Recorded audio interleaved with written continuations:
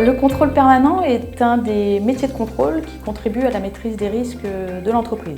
C'est d'être garant du respect des procédures bancaires. On assure la mise en place du premier niveau de contrôle au sein des caisses locales et des services fédéraux. On va aller vérifier en supervision si les contrôles ont bien été effectués par les métiers. Et ensuite, il y a des contrôles de second niveau qui là sont réalisés par les contrôleurs permanents. On va aller nous contrôler un échantillonnage qu'on s'est donné pour voir la gestion de nos risques, voir comment les contentieux peuvent être réglés par exemple.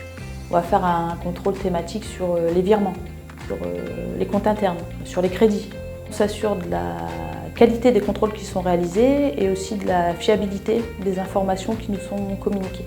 On a une troisième mission qui est celle de former aussi tout le réseau. On est là pour amener de la pédagogie, rappeler les règles. Le contrôle interne, c'est aussi un outil de management. C'est sans cesse améliorer les choses. Le contrôle est souvent pris d'une manière négative et subi. Alors que non, le contrôle est là pour aider, pour aiguiller et puis aussi pour se rassurer. Le but, c'est pas de dire la supervision a été faite, le contrôle est bien fait, ou le contrôle est mal fait. Le but, c'est de l'améliorer et de se dire, mais tiens, pour l'améliorer, il faut trouver telle piste. C'est un métier qui est intellectuellement enrichissant.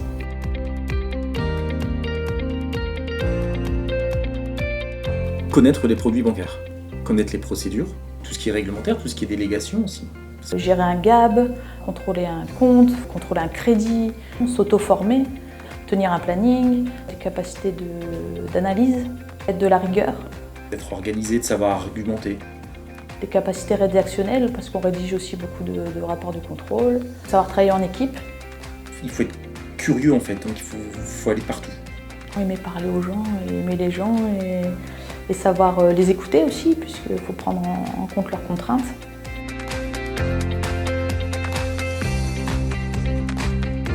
Moi, ce que j'aime dans ce métier, en fait, c'est une sans cesse remise en question de ses connaissances, de ses compétences aussi. C'est une satisfaction énorme de se dire on peut faire bouger les choses, on ne fait pas qu'appliquer des règles qui sont entre guillemets descendantes.